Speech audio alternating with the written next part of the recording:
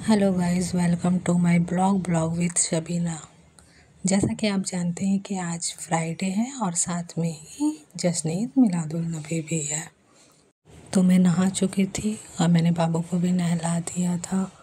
वो उसको रेडी भी कर चुकी थी, वो रेडी हो गया था। आप सब देखिए कैसा लग रहा है, ये बताइए।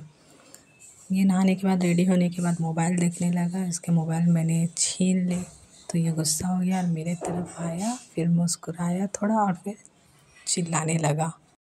ये अपने मामा के साथ मस्ती कर रहा है। नहाने के बाद ये सो गया था। उसके बाद मैंने इसके कपड़े चेंज कर दिए ताकि इसको थोड़ा कंफर्टेबल फील हो, और ये उठने के साथ ही ऊपर चला गया, अपने मामा के साथ मस्ती करने लगा। और फिर मैं इसे कह रही थी कि बाबू नीचे चलो, नीचे चलो, हमें बाहर जाना है, घूमने के लिए जाना है, हमें रेडी भी होना है। ये सुन ही नहीं रहा था, यहाँ भाग रहा था, वहाँ भाग रहा था।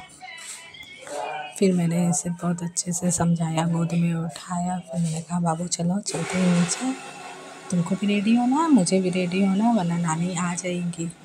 फिर नीचे लाने के बाद मैंने उसको पानी दिया क्योंकि वो बहुत खेल रहा था, तो उसके गला सूख गया होगा।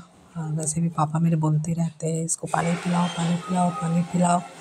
फिर मैं फेस वॉश करके आ गई हूँ। अब आप ये मत कहना कि नहाई नहीं, सुबह में नहा चुकी थी।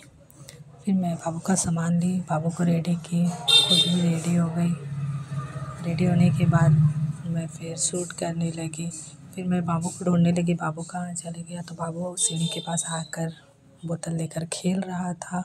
फिर मैं बाबू को उठा कर लेकर आई कि बाबू इधर उधर मत भागो, तुम पसीना पसीना हो जाओगे, हम लोगों को बाहर भी जाना है।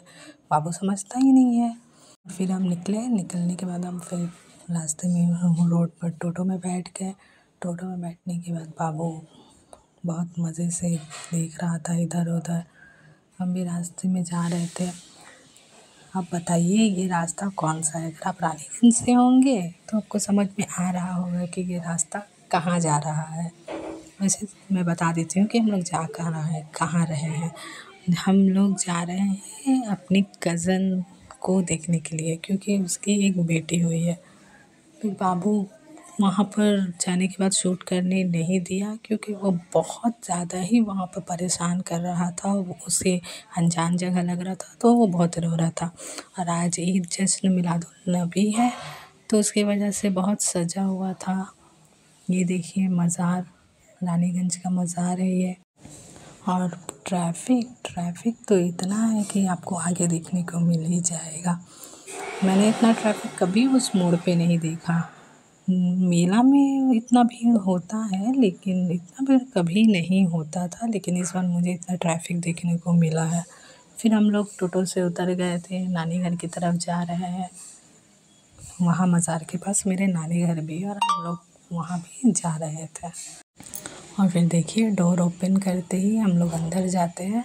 ये मेरी कज़न है जो डोर ओपन कर रही है, इसकी ही शादी होने वाली है।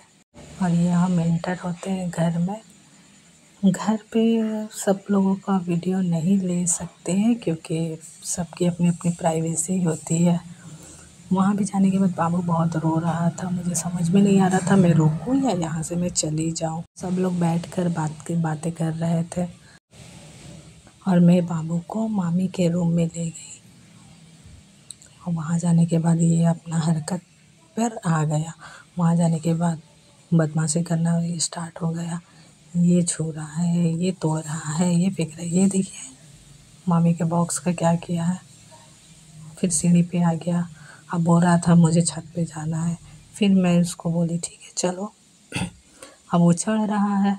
फिर चढ़ते चढ़ते रुक गया क्योंकि वहाँ पे बिल्ली थी। फिर मैंने इसके हाथ पकड़े, फिर इसको लेकर मैं छत पे गई। मैं भी सोची कि चलो इसका थोड़ा मन लग जाएगा तो ये कुछ दिन यहाँ मुझे रहने देगा। फिर हम लोग जैसे ही छत पे जाते फिर से बिल्ली मिल गई। थोड़ी थोड़ी बारिश भी हो रही थी, फिर भी हम लोग छत पे गए ताकि बाबू का मन लगा रहे। ये देखिए ये जो ग्राउंड है ना सामने, यहीं पर मेला लगता है रानीगंज का। और फिर हम लोग रिटर्न आ रहे थे तो रास्ते में जुलूस मिला। फिर इसी के साथ ये ब्लॉग यहीं पर ख़त्म करते हैं क्योंकि